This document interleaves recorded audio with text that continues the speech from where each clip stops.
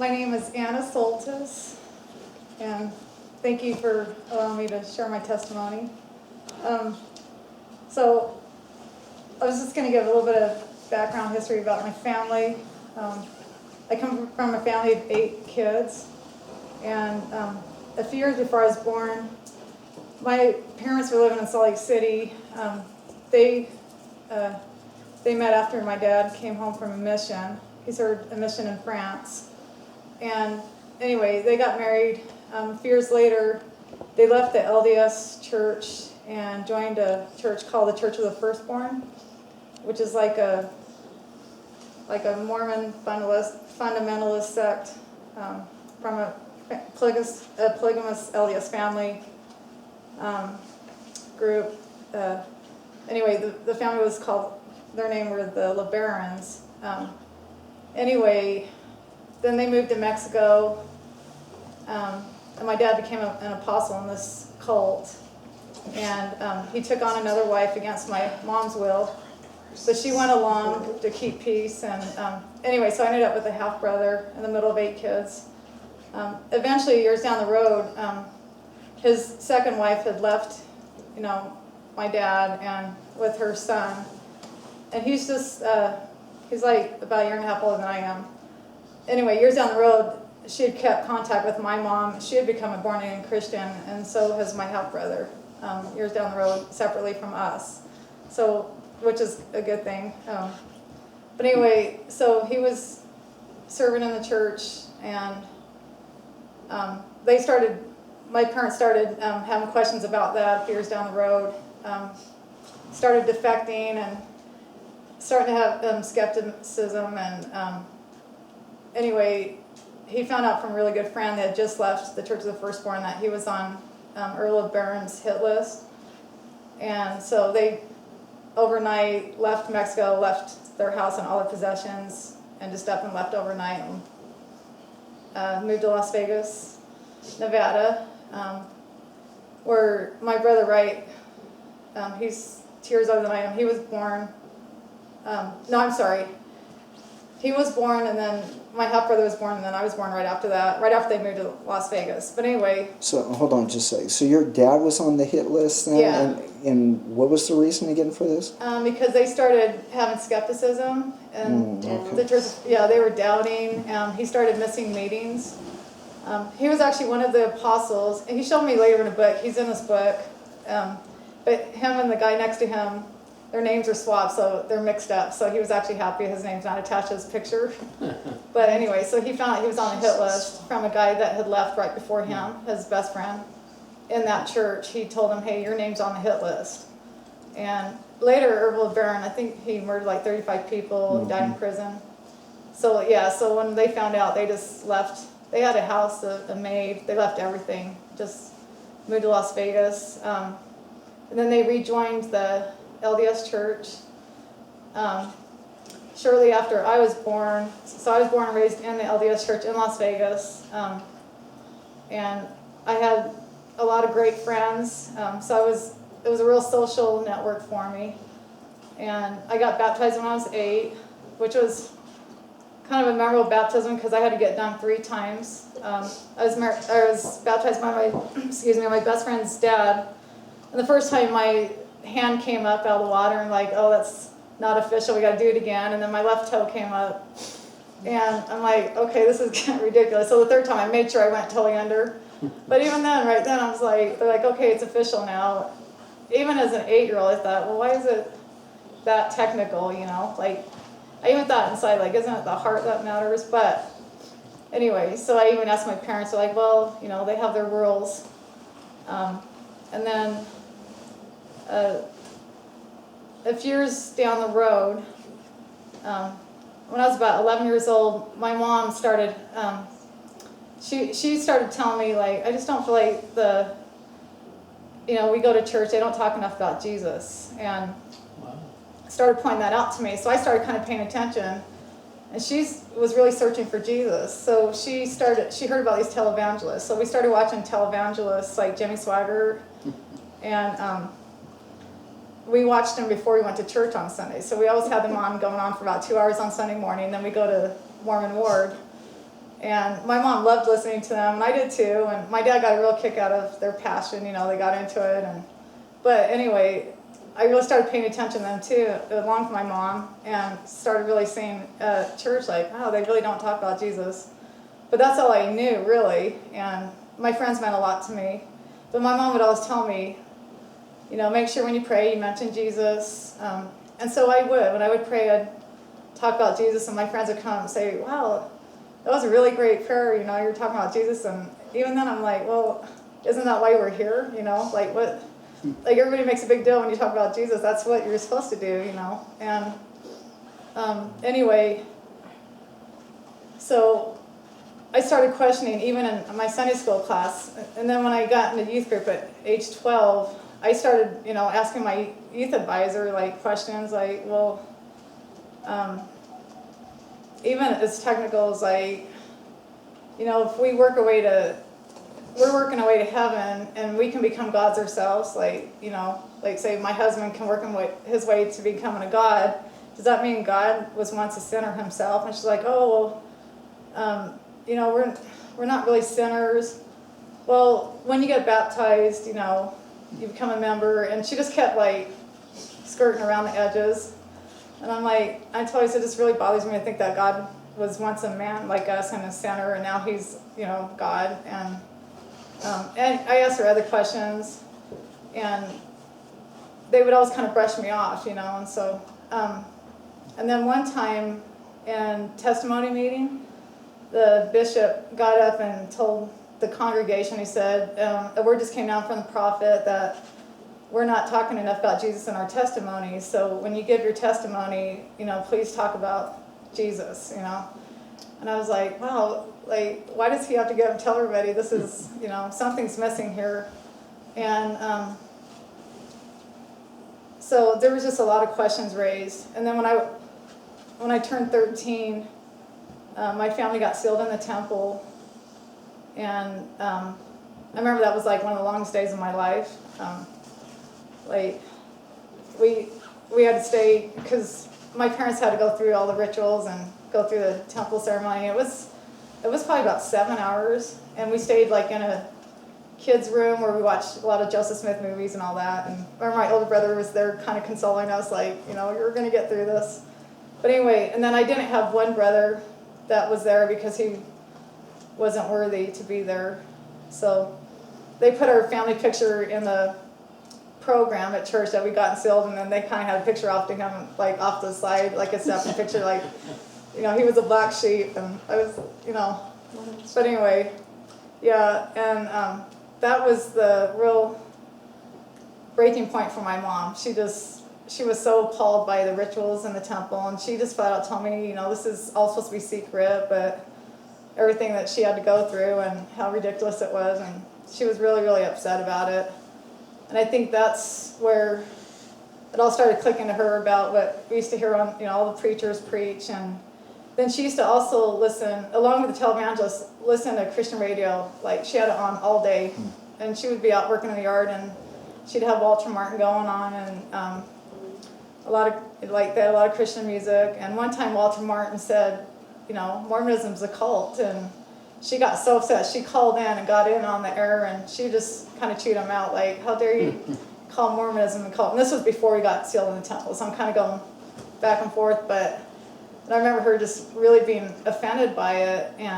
But then after we went through the temple and she started seeing more how, like, off they are, she started talking to me too more about, like, I really started to think that Walter Martin is right. This is a cult. And anyway, eventually, and before, one more, right, not too long after I got sealed, well, our family got sealed in the temple, I went up to the temple with the youth group, and we got baptized for the dead.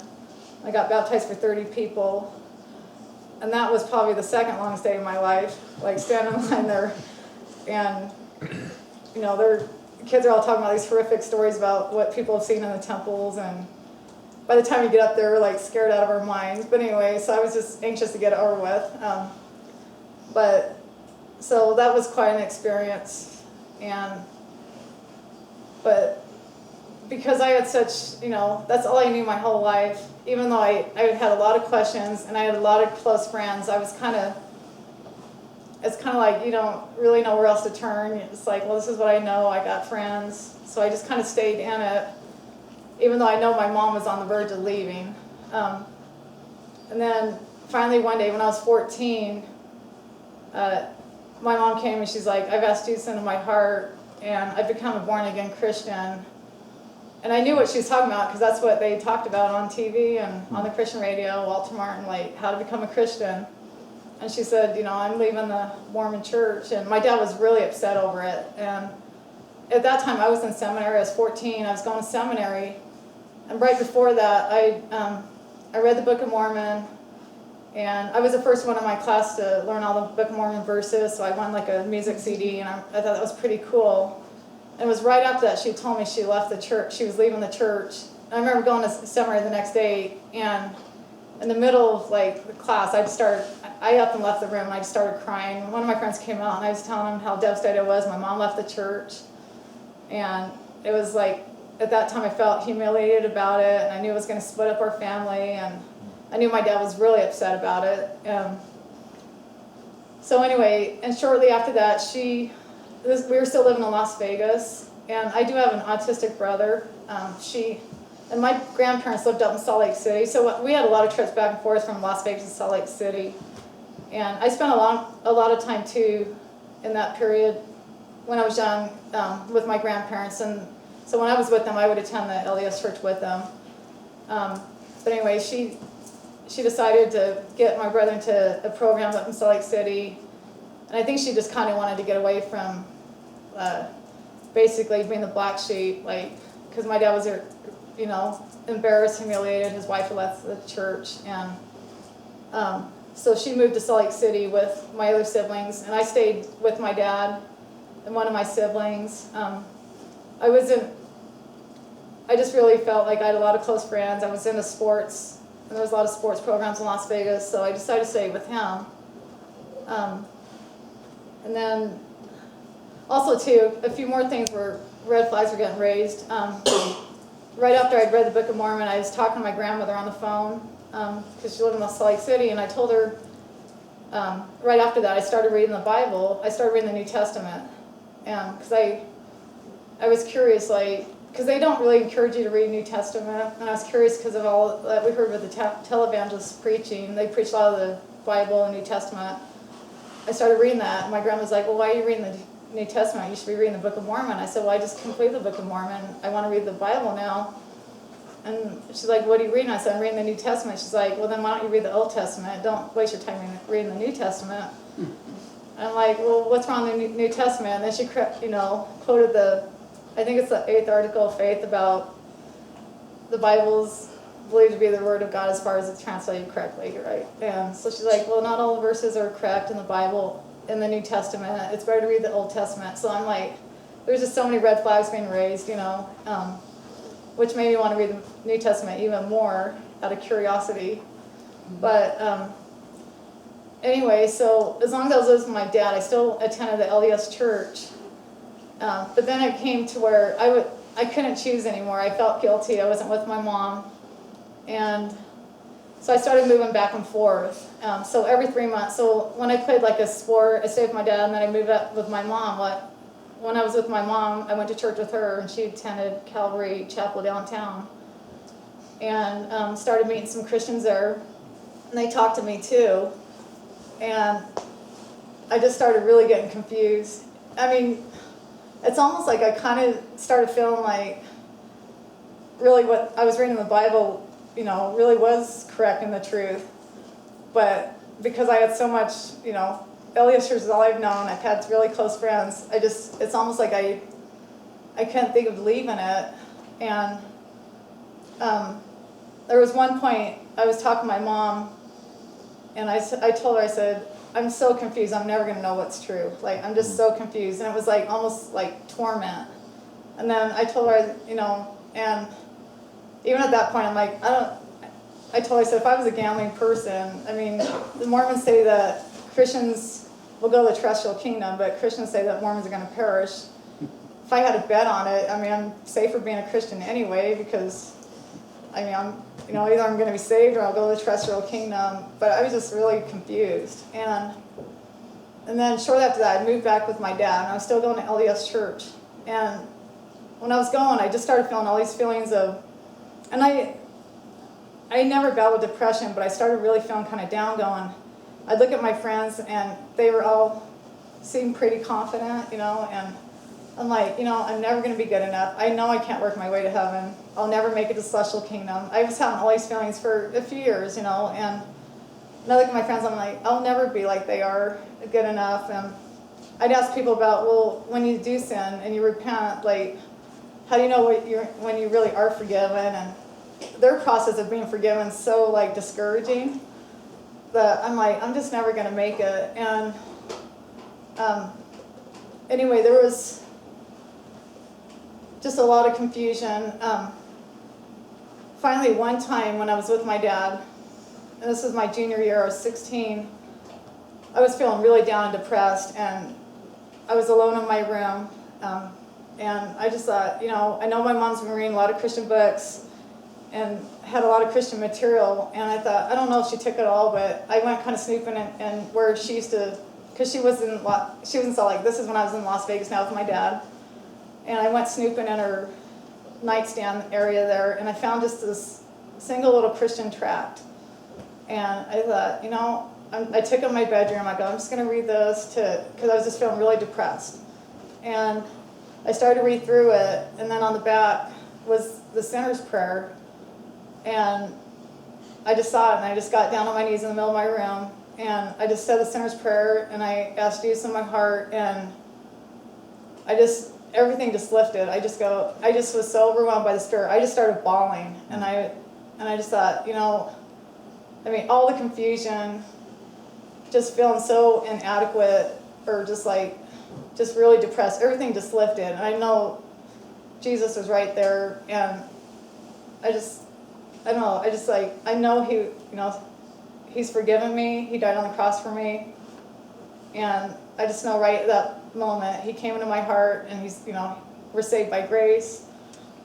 And it was just like a very beautiful moment. And I was just really, really overwhelmed and touched. And I think of this day that He saved me out of Mormonism. And at that point, I didn't know where to turn, because in Las Vegas, I didn't know one Christian there. And the only Christians I knew were up in Salt Lake City. And so I called my mom. I said, Mom, I just asked Jesus in my heart. And I said,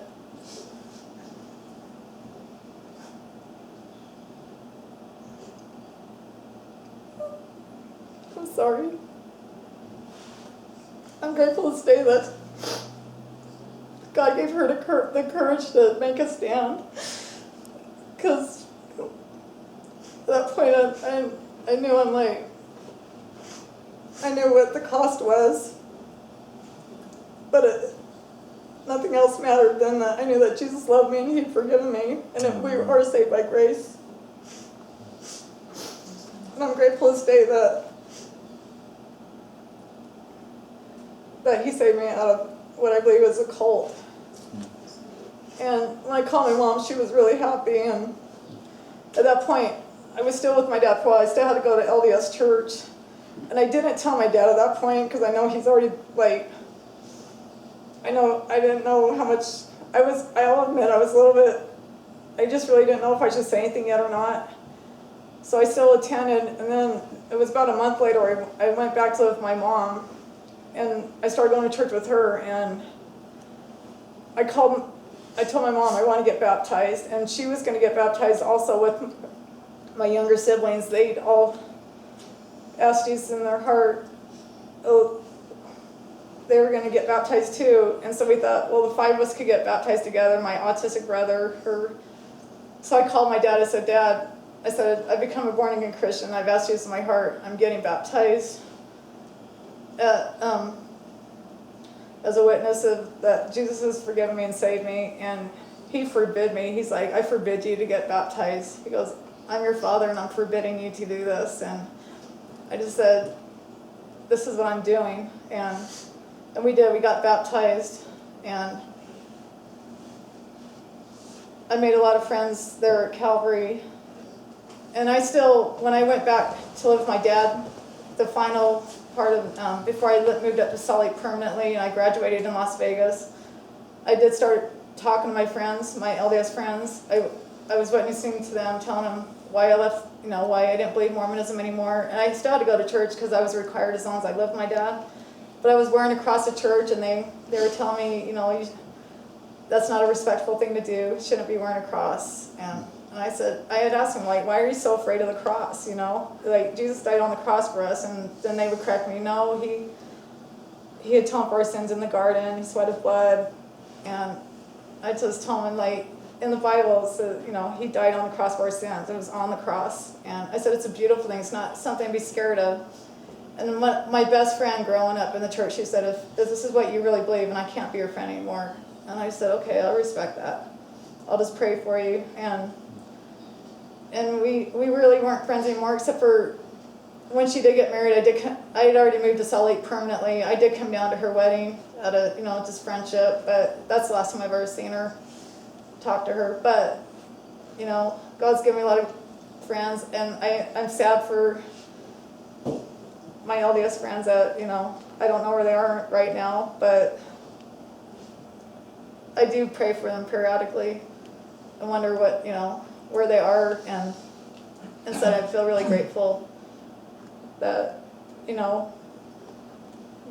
God saved me out of that, and he's given me a wonderful, godly husband, 5 beautiful children. All our children are walking with the Lord, and I'm very blessed and grateful for that. And every day that goes by, inside just have gratefulness and feel blessed. But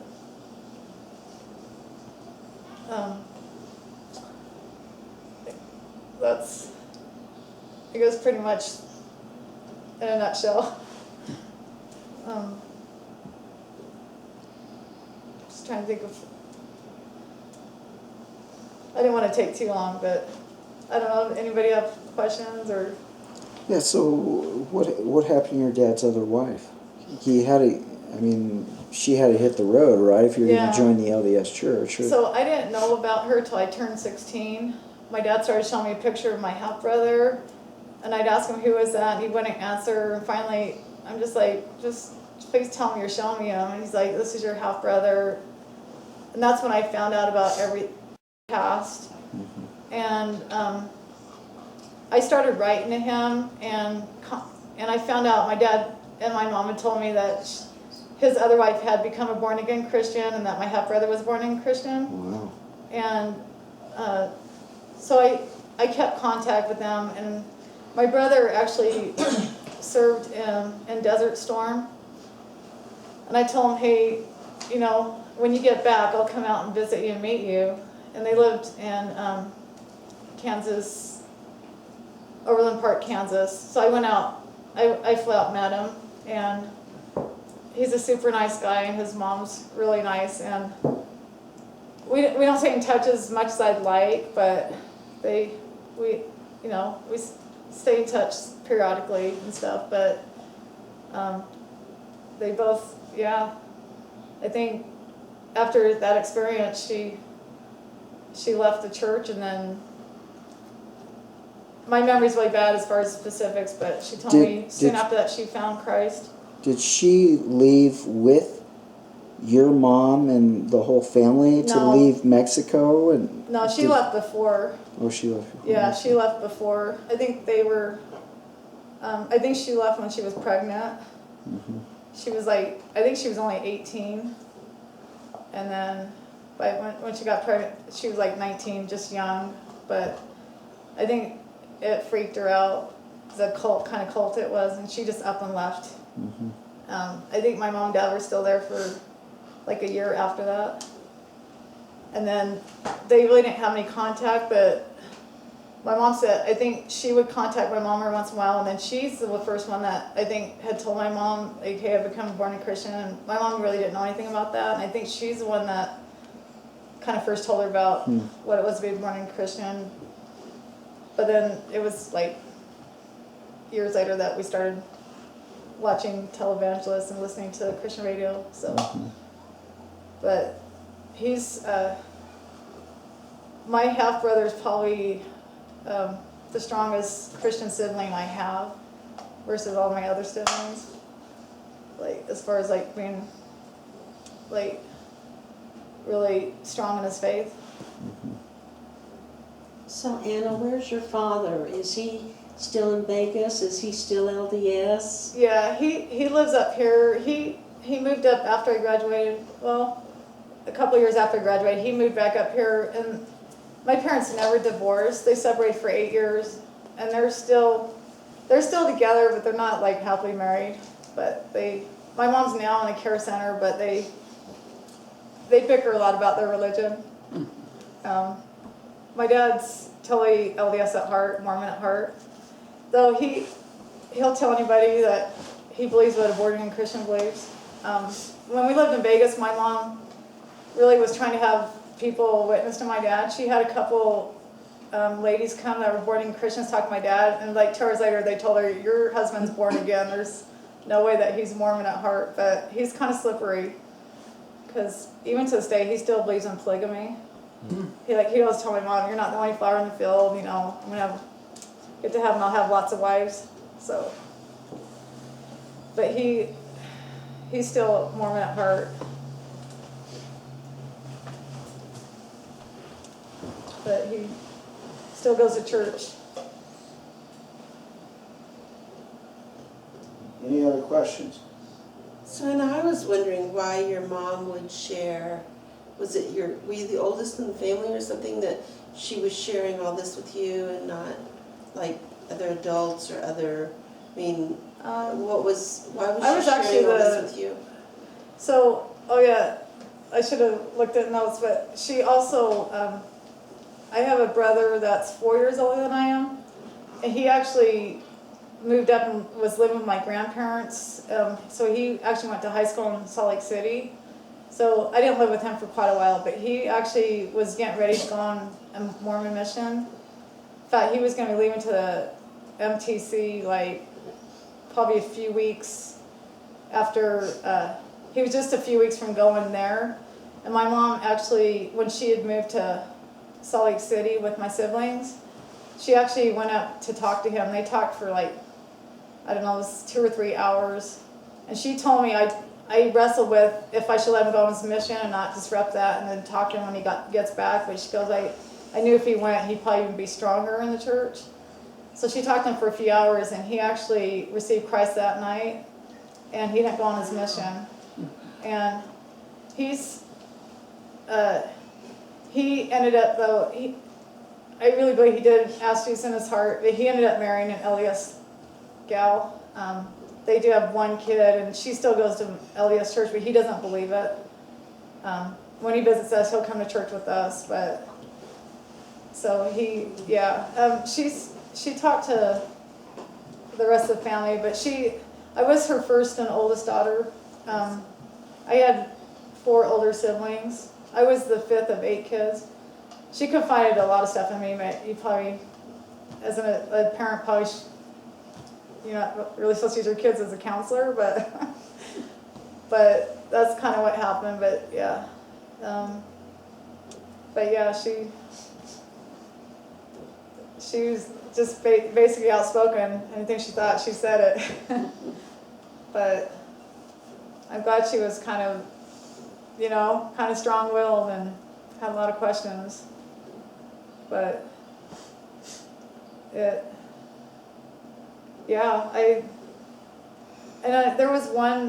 was also a time too that as I was getting older, still going to Mormon church, I remember thinking like, it seemed like a lot of the other kids, like there was like an arrogance too that I felt kind of intimidated by. Like all these other people were really confident, and especially in the guys, there was like an arrogant spirit that I remember thinking inside. I knew nothing else, but I'm like, oh Lord, I don't think I could ever marry a Mormon. Please don't. But I don't want to be forced to marry a Mormon. I was probably about 13 years old, 14. I was like, there's no way I can see myself marrying a Mormon. But I knew nothing else at the time really, other than, well, let's say what we heard on TV.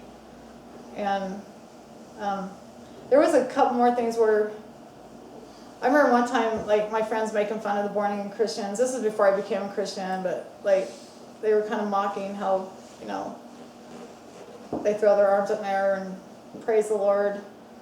And I remember that I felt a little offended by that because I liked the televangelists, and I was like, but I didn't say anything. And then they even made fun of it, and we went to the Manti pageant, our youth group.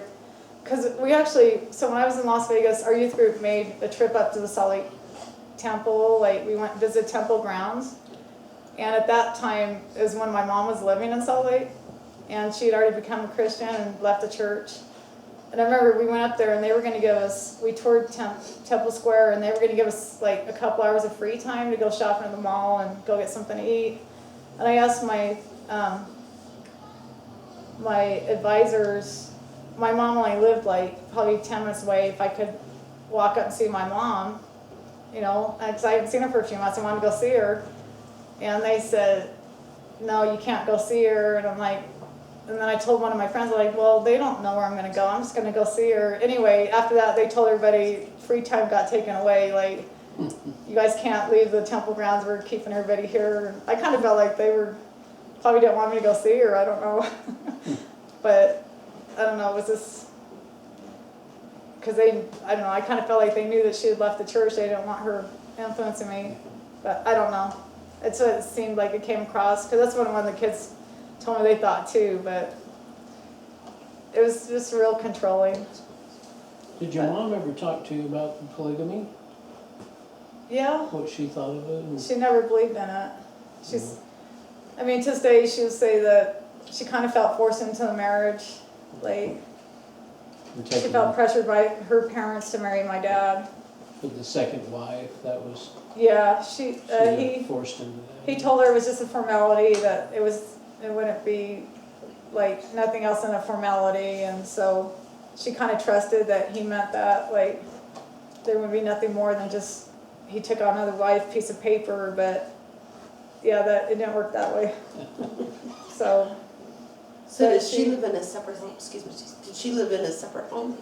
Or in the same home as you his guys? other wife, yeah, she didn't live at the house, because my mom, they were, well, that was the agreement, like, it's just a piece of paper and taking on another wife, but she wasn't going to live there, and she just trusted that's all it was. But they never lived together now. But she lived in a separate home. But yeah, my mom's like, she said she was totally against it, angry when she found out that they were having a son. But she said, I've never believed in divorce. Always believed I was wrong. I married your dad, like, for better, for worse. That was the worst. But, and then they still had 4 kids after that, so. But my dad, even I were to ask him today, he still believes in polygamy. So. And he believes you work your way to heaven, so.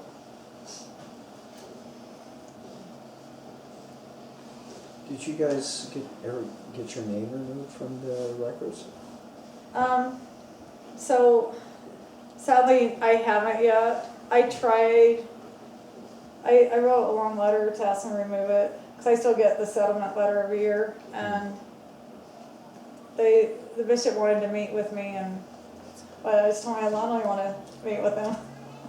I don't know. I just feel like I still probably should just do that, though, even if they want to meet. Maybe have you meet with them, with me. I don't know. She's tried a lot. Yeah. They keep sending her the letters. She's tried to get out. They just still keep They're sending giving her her the the runaround. I know, even when I was Yeah, they 8, do. like after I was baptized, you know, they have tithing settlement every year. I'm 8 years old. Our family, I mean, our family was poor. My dad, like, he did construction, and then he had broken his back after that, so he was disabled. They called me in, like, I had to meet with the bishop that I hadn't tithed, even though my dad tithed, but I hadn't personally tithed. I was 8 years old. So he's like, you know, you need to give us $5. And I'm like, I don't have allowance. I don't have any money. I don't have a job. And he's like, well, go ask your dad. He's out in the foyer. So I had to go out there and ask my dad for $5 to give the bishop, because that was part of being a member. So even at that time, I was like, seriously, it was kind of like humiliating. Even at that time, I was like, there was just so many, even since I was 8 years old, that I remember just something's off. But, so I still get those letters every year. But Tithing settlement letters? yeah, even now, like, we've never, it's just the ward in our area. Like, Probably owe quite a bit. yeah. So, I just tell Mark, like, I don't, hopefully in, God's eyes, my, whatever record they have it's void. He knows my heart. Have they ever bothered your children? Have they what? Have they ever bothered your children? No. Not that I'm aware of. Like, we have friendly neighbors. We have a next door neighbor. I know they're LDS. She's LDS, but she's really sweet. Brings us stuff a lot, and we try and reciprocate and stuff. But I know a lot. There's a lot of nice Mormons. We have some really good friends that are Mormons. Yeah, we love them to death. They're a great family. But yeah, I don't know. When I look at what they really believe, they are deceived. I just don't understand why they believe it. But Anything else? Would you close us in prayer? sure.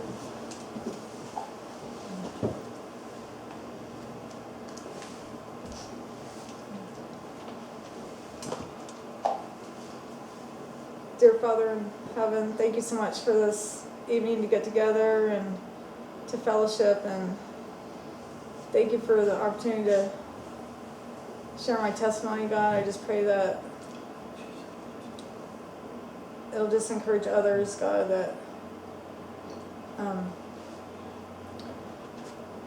you are the truth, God, and that you did save us by shedding your blood on the cross, God, and that we are saved by grace and mercy. Thank you for loving us, God, and God,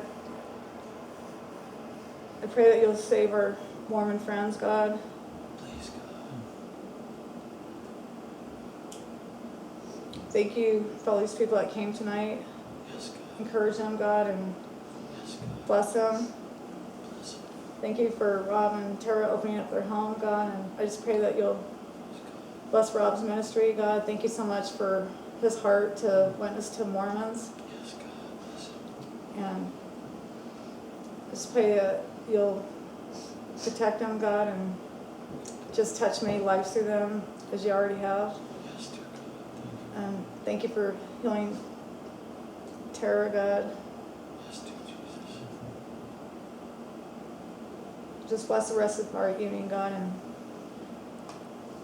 thank you so much for your love, and your grace and mercy, and for saving those that have asked you into their heart, God. We just love you so much. In your name, amen. Amen. Thank you.